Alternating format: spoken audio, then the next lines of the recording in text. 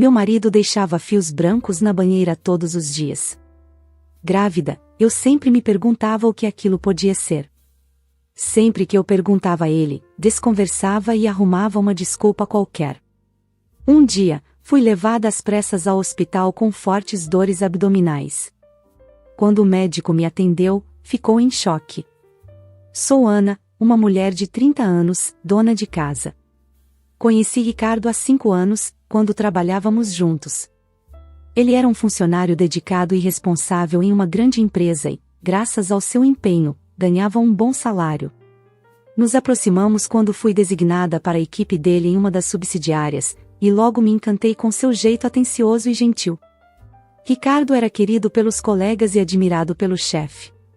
Eu, sempre tímida e levando tempo para me abrir com as pessoas, logo passei a admirá-lo profundamente. Quando Ricardo me chamou para sair, senti uma mistura de surpresa e curiosidade. Aos poucos, fui conhecendo um lado dele que me parecia acolhedor e genuíno. No dia em que me pediu em casamento, ele me olhou com aquele sorriso gentil e disse que gostava do meu jeito modesto e que achava minha aparência simples e natural muito atraente. Mesmo surpresa com a forma direta como ele expressou seus sentimentos, senti uma alegria intensa. Pedimos ao chefe de Ricardo que fosse nosso padrinho, e nos casamos pouco depois, acreditando estar construindo um futuro sólido juntos. Nosso primeiro ano de casados passou sem grandes problemas, estávamos totalmente envolvidos na nossa nova vida. Contudo, a partir do segundo ano, a dificuldade de conciliar o trabalho e as tarefas domésticas começou a me afetar. Ricardo parecia ter esquecido nossa promessa de dividir as responsabilidades da casa. Aos poucos, ele passou a jogar todo o peso do trabalho doméstico sobre mim. Sei que é difícil, Ana, já que você também trabalha em tempo integral, mas eu não consigo relaxar com a casa bagunçada, ele dizia, sem se dar conta do quanto eu já estava me esforçando para manter tudo em ordem. Eu fazia o máximo para manter tudo em ordem, lavava os pratos, cuidava das roupas, mas não conseguia aspirar o apartamento todos os dias, o que deixava uma leve camada de pó nos cantos. Ainda assim, Ricardo continuava com suas críticas, insistindo que a casa deveria estar sempre impecável. Nosso apartamento era pequeno, e aspirar de manhã cedo ou à noite incomodaria os vizinhos, mas Ricardo parecia ignorar essa questão. Curiosamente, ele exigia limpeza em toda a casa, mas seu escritório era um verdadeiro caos. Ele sempre me pedia para não entrar lá, mas um dia, ao espiar pela porta, fiquei chocada com o que vi: embalagens de lanches vazias, latas de bebidas e revistas espalhadas por todo lado, a ponto de quase não haver espaço para andar. Aquilo me horrorizou, mas ele não percebia a contradição. Com o tempo, ele passou a criticar também as refeições, reclamando que eu só aquecia pratos prontos e dizendo que sentia falta de comida fresca todos os dias. Comparou as refeições caseiras que eu preparava nos fins de semana com os pratos prontos durante a semana, e eu tentei explicar que era impossível manter a casa impecável, cozinhar tudo do zero e ainda trabalhar em tempo integral sem ajuda.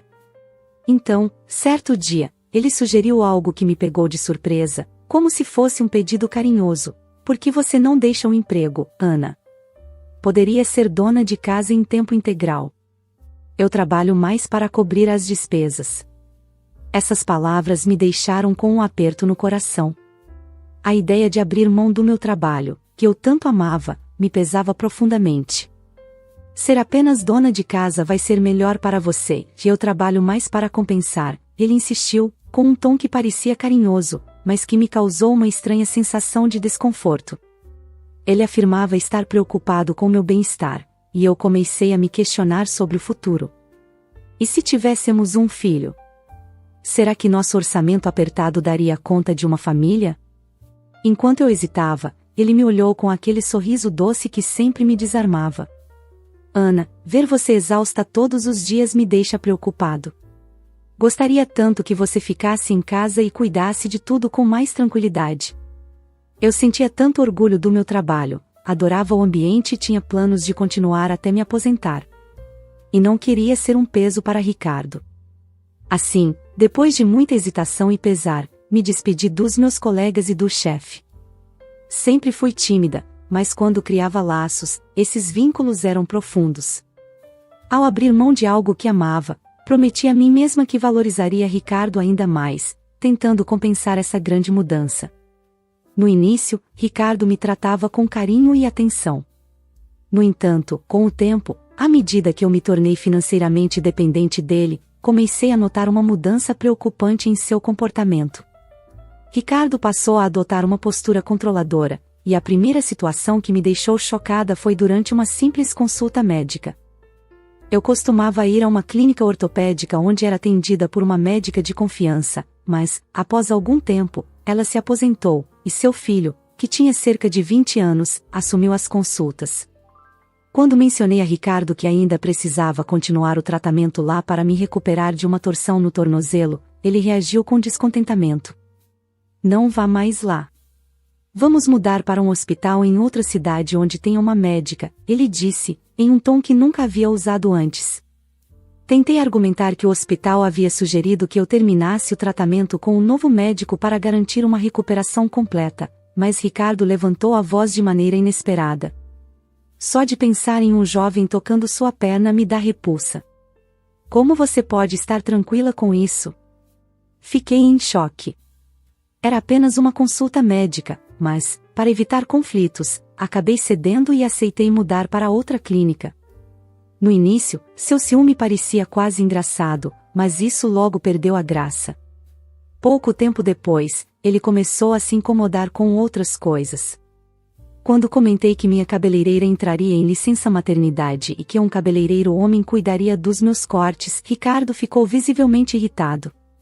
Sem que eu soubesse, ele foi ao salão investigar, e ao voltar, começou a criticar o profissional. Pagar $50 por um corte de cabelo desse cara é um absurdo. Por que você não procura outra pessoa? Surpresa, perguntei a Ricardo por que ele insistia tanto para que eu mudasse de cabeleireiro, e ele reagiu com ironia, insinuando que o cabeleireiro era popular entre as clientes só por causa da aparência. Ah, você sabe como esses caras são, provavelmente dá em cima das clientes. Dizem que ele é casado e tem filhos, mas deve estar traindo a esposa, comentou, zombando. Expliquei que o profissional era excelente e que o valor estava na média da região, mas ele rebateu, irritado. Mesmo assim, só de pensar naquele cara tocando seu cabelo me deixa tão frustrado que nem consigo dormir à noite. Seu tom era exagerado e possessivo, mas para evitar mais discussões, acabei cedendo e mudei de salão. A partir daí, Ricardo começou a implicar com qualquer saída minha, mesmo que fosse rápida. Uma dona de casa não deveria ficar tanto tempo fora. Você deveria se dedicar mais a mim, ele dizia, enquanto eu tentava explicar que, apesar de fazer todo o trabalho doméstico, eu também precisava de um tempo para mim. Cheguei a sugerir voltar a trabalhar meio período, para me sentir útil fora de casa, mas ele foi categórico, de jeito nenhum. O trabalho doméstico certamente iria ser mal feito, e sou eu quem sustenta a casa. Por que você está insatisfeita? Essas palavras me deixaram sem chão. Conversando com minha amiga de faculdade, Tânia, ela também ficou surpresa. Ricardo é outra pessoa no trabalho, disse ela, perplexa. Ele nunca demonstra desdém pelas mulheres lá, mas parece que, em casa, ele adota um machismo preocupante. Tânia me aconselhou a procurá-la se a situação piorasse e me garantiu que estaria ao meu lado. Agradeci com um sorriso, mas, aos poucos, fui perdendo a vontade de sair de casa. Passei a maior parte dos dias me sentindo cada vez mais sozinha e desanimada. Algum tempo depois, comecei a me sentir mal e, estranhando os sintomas, fiz um teste de gravidez. Ao ver o resultado positivo, caí em lágrimas no banheiro. A felicidade era indescritível, pois, com a minha idade, eu já estava quase perdendo as esperanças de engravidar. Quando contei a Ricardo, ele ficou tenso por um instante, mas logo esboçou um sorriso. Não posso acreditar, Ana. Bom, vá fazer um check-up no hospital. Vamos garantir que seja uma médica atendendo, certo? Ele sugeriu que esperássemos um pouco antes de contar aos nossos pais, para ter certeza de que tudo estaria bem. Embora suas palavras me incomodassem, eu sabia que ele tinha certa razão. Decidi me concentrar em ter uma gravidez saudável e aproveitar cada momento dessa fase tão sonhada. Mas, ao contrário do meu entusiasmo, Ricardo parecia indiferente à ideia da gravidez. Ele sempre havia dito que não gostava de crianças e que, se eu não conseguisse engravidar naturalmente, não deveríamos insistir. No fundo, eu esperava que seus sentimentos mudassem agora que o bebê estava a caminho. Afinal, muitas pessoas dizem não gostar de crianças até terem as suas. Para tentar envolvê-lo nesse momento especial, eu trazia o assunto à tona todos os dias. Comentava sobre nomes modernos, como Ora e Freia, e sobre como nomes unissex estavam em alta. No entanto, Ricardo ficava absorto no celular, mal prestando atenção ao que eu dizia. Um dia, perguntei diretamente: "E você, Ricardo? Que tipo de nomes você gosta?" Ele me olhou brevemente e respondeu, de forma seca: "Não vê que estou ocupado? Deixo isso por sua conta." Tentei esconder minha decepção, mas era evidente o quanto ele estava distante. Em outra ocasião, perguntei se ele tiraria um dia de folga para me acompanhar em uma das consultas do pré-natal. "Por que um homem deveria ir?" "Não faz diferença para mim", ele respondeu, o rosto impassível. Senti minhas bochechas queimarem. Era estranho ouvir algo tão frio de alguém que logo seria pai. Ele ainda completou, com um meio sorriso: "Não sou bom com filmes de terror, então me poupe da sala de parto, ok?" A comparação me deixou arrasada. O parto era um momento delicado e arriscado, e eu esperava poder contar com o apoio dele. Com os enjoos matinais, a sonolência e o cansaço extremo, já estava difícil lidar com a gravidez. Passei a maior parte do tempo deitada no sofá, sem forças para cozinhar ou cuidar da casa. Ricardo não parecia se importar, pelo contrário, ele ficava irritado com a minha falta de energia e reclamava constantemente. Parecia que ele até se continha nas reclamações quando me via tão esgotada, constantemente indo ao banheiro por causa dos enjoos e tentando manter a casa em ordem. Um dia, enquanto passava pelo corredor com a roupa suja, ouvi o chuveiro desligando e lembrei dos fios brancos que sempre apareciam flutuando na banheira após o banho dele. Eram fios finíssimos, mais finos que um fio de cabelo humano, com cerca de 3 centímetros de comprimento. Perguntei a Ricardo sobre aqueles fios brancos, e após uma breve pausa, ele apenas riu e deu de ombros. "Ah, é só sujeira. Você pode relaxar um pouco com essa obsessão por limpeza, não é?"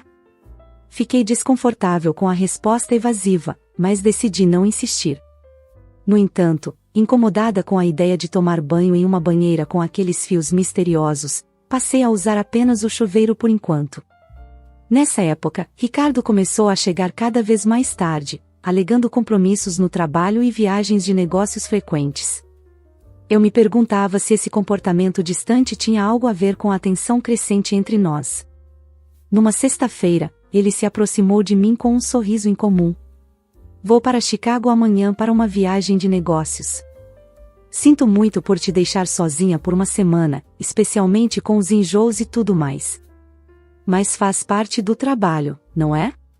Você vai ficar bem, certo?", disse ele, num tom que parecia mais despreocupado do que solidário.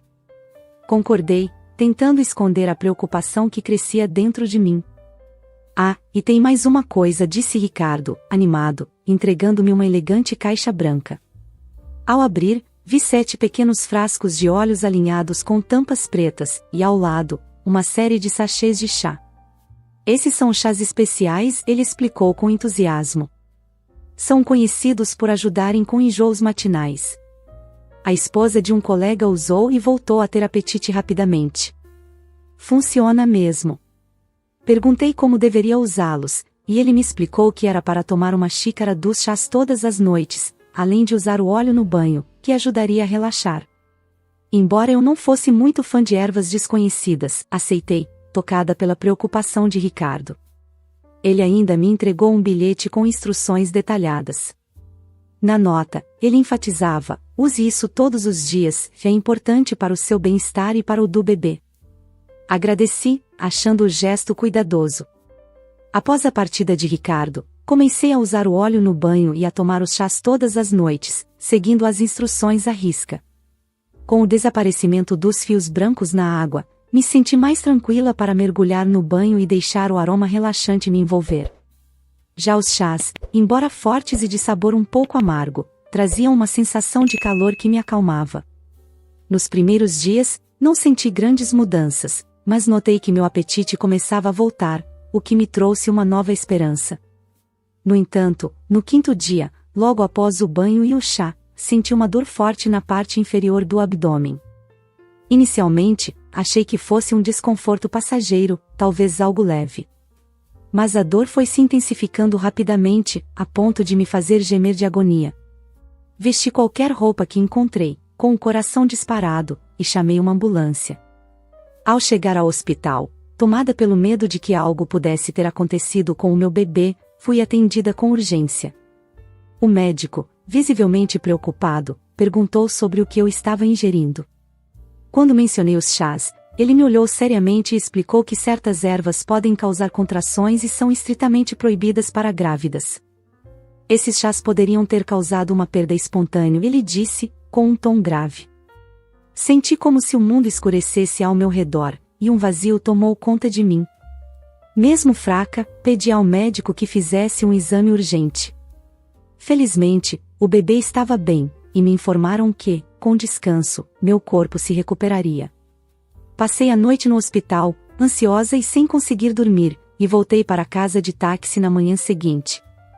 Em casa, ainda atordoada, eu não conseguia acreditar que havia seguido as instruções de Ricardo exatamente como ele dissera, e por causa disso, coloquei nosso bebê em risco. Uma urgência tomou conta de mim, eu precisava confrontá-lo. Esperei a hora do almoço e liguei para o celular de Ricardo, mas ele não atendeu. Cada chamada ignorada aumentava minha angústia, e um pressentimento sombrio crescia em meu peito. Suas mudanças recentes, o comportamento frio, as horas extras constantes e as viagens de negócios repentinas agora pareciam formar um quadro perturbador. Histórias de maridos traindo suas esposas grávidas começaram a ecoar em minha mente, e eu decidi verificar com Tânia, mesmo sabendo que poderia estar interrompendo seu intervalo. Quando ela atendeu, expliquei o que estava acontecendo, e do outro lado da linha ouvi Tânia engasgar. Então, você está em casa agora? O que aconteceu? Tânia perguntou, surpresa. Sim, estou em casa. O que você quer dizer com isso? Minha voz saiu trêmula, sentindo uma apreensão crescer. É que, Tânia hesitou antes de continuar. Ouvi dizer que você estava na casa dos seus pais, descansando por causa dos enjoos, e que o Ricardo estava com você. O lugar é afastado, e eu imaginei que ele não queria que você se esforçasse respondendo mensagens. Meu coração apertou, e comecei a me perguntar o que aquilo realmente significava. Tânia, estou em casa. O que você quer dizer? Ricardo não está numa viagem de negócios para Chicago? Do outro lado, Tânia suspirou fundo, como se ponderasse o que dizer. Olha, Ana, talvez o Ricardo esteja querendo dificultar sua comunicação para que você não descubra algo, talvez ele esteja escondendo alguma coisa. Já pensou que ele pode estar com outra pessoa? A ideia me deixou gelada. Ah, Ana, tem mais uma coisa, continuou Tânia.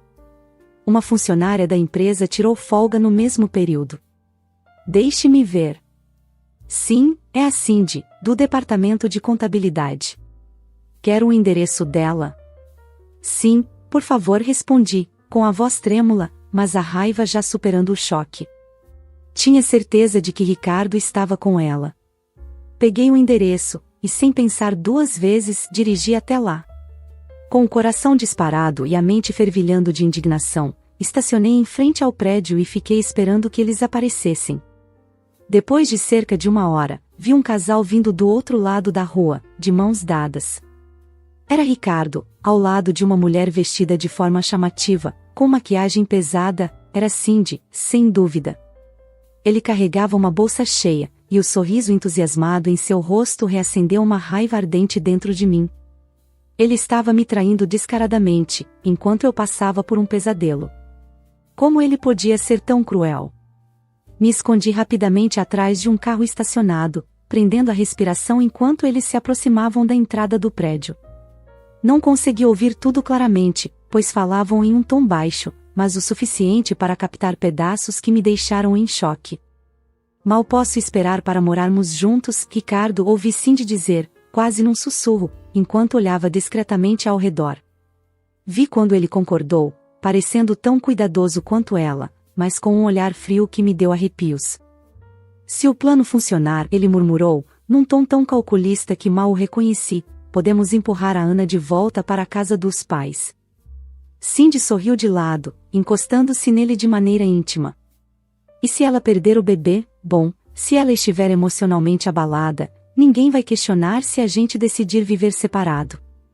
Meu coração parecia encolher a cada palavra. Eles riram de forma contida, como se compartilhassem um segredo perverso. Aquelas palavras me atravessaram como lâminas, implacáveis, expondo a traição de Ricardo e sua frieza. Mantive-me abaixada, engolindo as lágrimas, paralisada pelo choque e pelo ódio que crescia em mim. Eles olharam ao redor uma última vez antes de entrar no prédio, sem nem ao menos imaginar que eu estava ali, ouvindo cada palavra desse plano doentio, escondida nas sombras, com o coração dilacerado e um único pensamento em mente: vingança. Eles entraram no prédio, e eu fiquei sentada no carro, paralisada, enquanto aquelas palavras ecoavam na minha mente como facadas. Cada frase deles era um golpe, cada riso uma humilhação. Lágrimas de frustração e vergonha escorreram pelo meu rosto enquanto sentia meu estômago se revirar de raiva e desgosto. Como pude ser tão cega? Como pude confiar em alguém assim? Culpava-me por não ter percebido antes. Com o coração partido e uma fúria avassaladora dentro de mim, deixei a cabeça cair contra o volante, determinada a não permitir que eles saíssem impunes.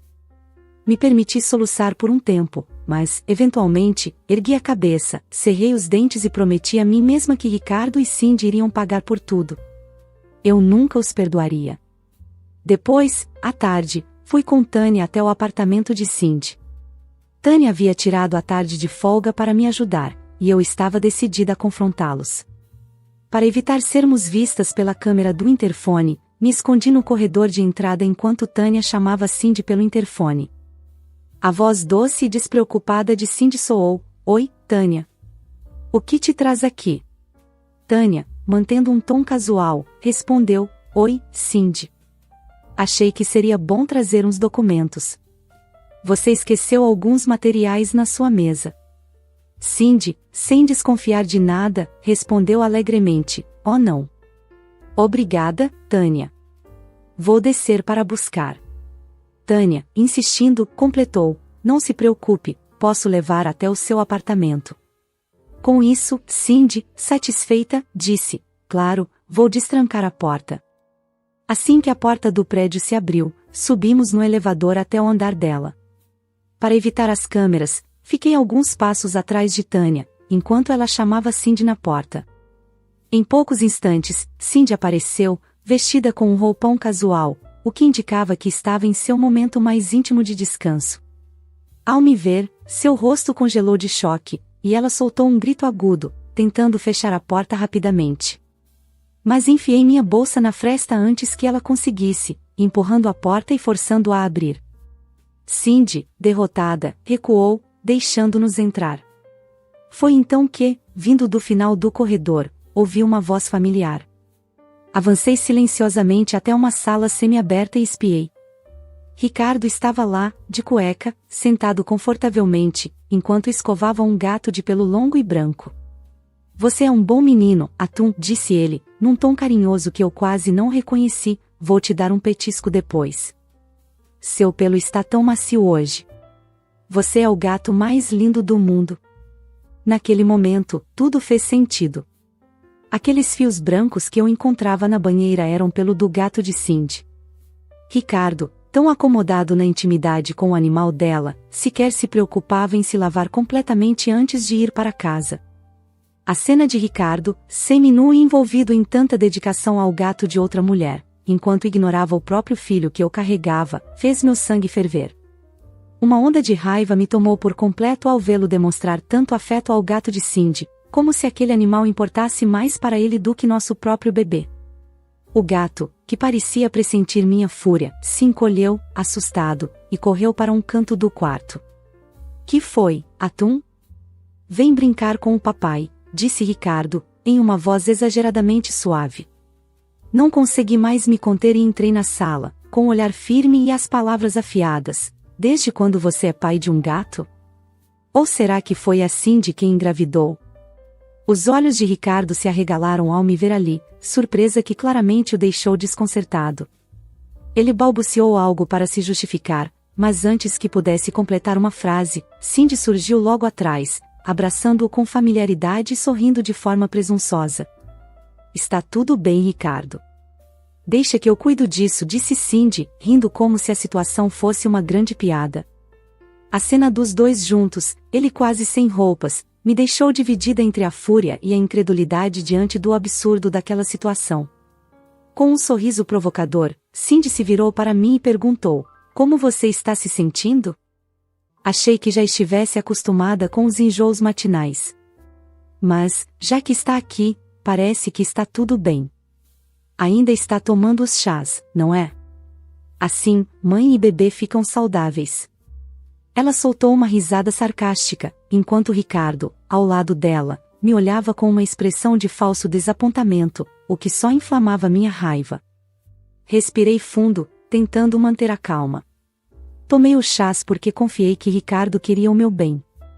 Mas a dor que senti foi tão forte que precisei chamar uma ambulância, eu disse, sentindo o desespero se transformar em indignação. Cindy interrompeu com um tom açucarado, mas cheio de veneno: que pena. Um bebê que o papai não quer deveria simplesmente desaparecer, não acha? As palavras dela me atingiram como uma facada. O quê? Vocês tentaram tirar a minha vida e a do meu bebê, gritei, incapaz de conter minha indignação. Ricardo sorriu com desprezo, e sem hesitação, respondeu: esse bebê nem nasceu ainda. Tratar como uma pessoa é ridículo.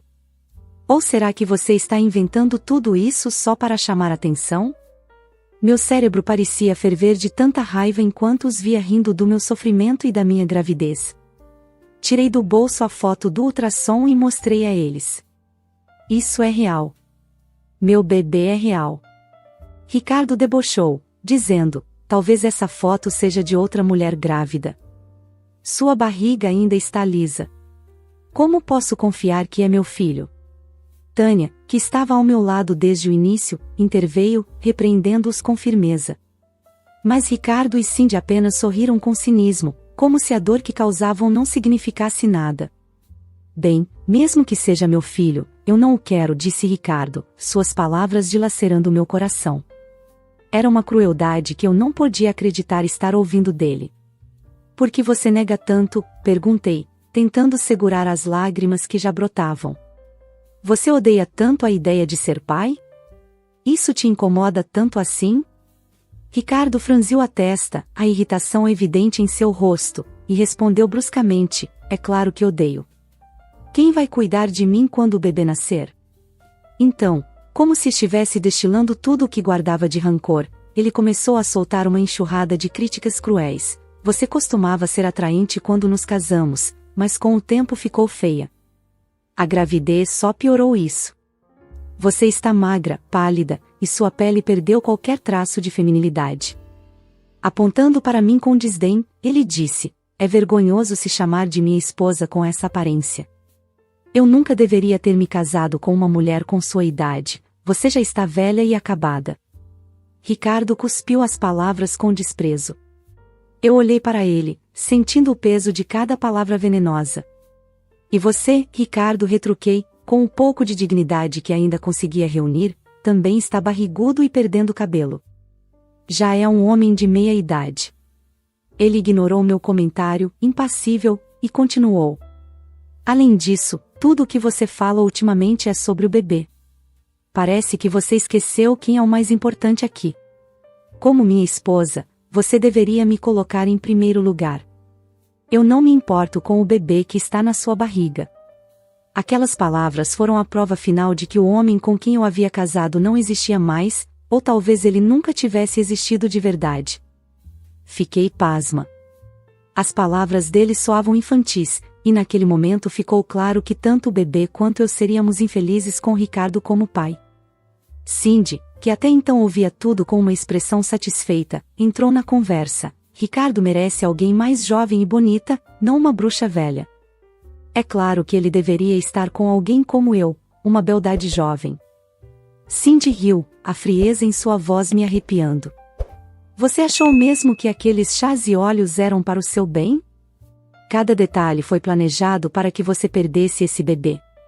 Ricardo sabia que você não desconfiaria de um presente dele, muito menos de chás que prometiam ajudar com os enjoos matinais. Mas, na verdade, eles tinham um efeito contrário. Ele sabia que a mistura poderia causar contrações e colocar a gravidez em risco. Com isso, ele não teria que pagar pensão e, assim, poderia se divorciar sem qualquer encargo. A ideia era perfeita. Você voltaria para a casa dos seus pais, destruída, enquanto ele e eu seguiríamos juntos, sem amarras. Ela soltou um suspiro de satisfação, como se estivesse orgulhosa do plano bem articulado, e me olhou com uma expressão de superioridade. Ricardo, com um olhar frio e desdenhoso, balançou a cabeça em concordância com Cindy. Pois é, Ana, infelizmente o plano não deu certo. Eu realmente achei que os chás e o óleo fariam efeito, que você ficaria tão abalada que voltaria para a casa dos seus pais sem olhar para trás, ele disse, sem o menor remorso. Mas agora, não importa. Eu ainda quero o divórcio, e vou lutar com todas as forças para não pagar um centavo para você. Vou fazer o que for preciso para garantir que você saia dessa história sem nada. Ele cruzou os braços, olhando para mim como se eu fosse um incômodo que ele queria resolver o mais rápido possível. Acha mesmo que vou sustentar você e esse filho que eu nunca quis? Minha amiga Tânia, percebendo a situação insustentável, segurou meu braço com firmeza e disse, em um tom decidido, vamos embora daqui, Ana. Você já ouviu o suficiente. Ainda encarando Ricardo, senti um misto de tristeza e desapontamento tomar conta de mim. Com um olhar firme, eu disse, com a voz embargada, mas sem hesitar, em pensar que um dia eu te amei. Agora, não sinto nada além de desprezo. Mas eu prometo que você vai pagar por tudo o que fez. Sem esperar resposta, me virei e saí dali, acompanhada por Tânia, com a certeza de que tomaria todas as medidas para que ele respondesse por cada uma de suas ações. Ao sair do apartamento de Cindy, senti um alívio. Ricardo e Cindy jamais imaginariam que a própria confiança desmedida os trairia. O que eles não sabiam é que eu tinha gravado toda a confissão escondida em minha bolsa. Cada palavra, cada detalhe do plano frio e cruel de envenenamento lento com os chás, estava registrado. Sem hesitar, fui diretamente à delegacia, acompanhada de minha amiga Tânia. Na delegacia, relatei tudo e entreguei o gravador como prova.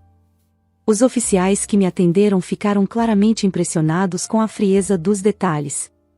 Com a gravação em mãos e a documentação médica que mostrava os efeitos dos chás na minha saúde e na do bebê, abriram um inquérito imediatamente. A polícia intimou Ricardo e Cindy para prestarem depoimentos, e a situação se intensificou rapidamente.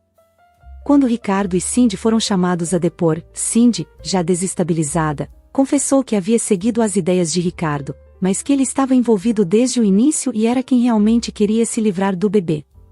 Ricardo, tentando negar, viu-se encurralado diante das provas. Com base nas gravações e nas evidências, ambos foram acusados formalmente por tentativa de lesão corporal e por conspiração. A repercussão foi devastadora para Ricardo. A empresa onde ele trabalhava suspendeu inicialmente, logo depois, encerrou o contrato, para preservar a própria reputação. Cindy também foi demitida, pois o envolvimento em uma ação judicial tão séria violava os princípios éticos da organização. O processo legal resultou em condenações para ambos. Ricardo e Cindy foram obrigados a cumprir serviço comunitário e a pagar uma indenização por todos os danos causados. Além disso, o tribunal determinou que Ricardo pagasse pensão para o bebê que ele havia rejeitado, sem possibilidade de contestação. Com o apoio das autoridades e de pessoas queridas, consegui seguir em frente. A justiça foi feita, e Ricardo e Cindy ficaram marcados pelas consequências de suas ações. Os pais de Ricardo, ao tomarem conhecimento das acusações e da gravação, ficaram arrasados. Envergonhados pela atitude do filho, vieram me procurar para oferecer seu apoio. Com sinceridade, pediram desculpas pelo que eu havia passado e expressaram total reprovação à conduta de Ricardo e Cindy. deixaram claro que, apesar de tudo, queriam estar presentes para o neto e me apoiariam no que eu precisasse. Desde então, tem sido uma presença de conforto, ajudando-me emocionalmente e mostrando que não compartilham das escolhas do filho. Meses depois, meu filho nasceu, enchendo minha vida de um amor que eu jamais havia experimentado. O momento foi emocionante e cheio de alegria, uma sensação de esperança renovada que me envolveu por completo. Ao segurar meu bebê nos braços, senti que todo o sofrimento que vivi foi transformado em força para seguir em frente. Ricardo, como consequência de seus atos, foi legalmente proibido de se aproximar de nós, uma medida que garantiu a nossa paz e segurança. Hoje, tenho o apoio dos pais dele e de toda a minha família e amigos e sigo construindo uma nova vida, agora em paz, ao lado do meu filho, onde o futuro brilha com novas possibilidades. Que história intensa! A frieza e manipulação do marido e da amante são inacreditáveis, mas a coragem da protagonista é inspiradora. Enfrentar tudo isso, proteger seu bebê e buscar justiça mostram sua força. Meu conselho para Ana: siga cercada de pessoas que te apoiam e construa um lar de amor para seu filho. Você merece paz e felicidade. O que você achou da história de hoje? Deixe abaixo a sua opinião. Obrigado por acompanhar mais um relato aqui no Recanto das Histórias. Não se esqueça de deixar seu like. E, se você gosta de histórias sobre relacionamentos e conflitos familiares, inscreva-se no canal e ative o sininho para não perder os próximos vídeos. Até a próxima!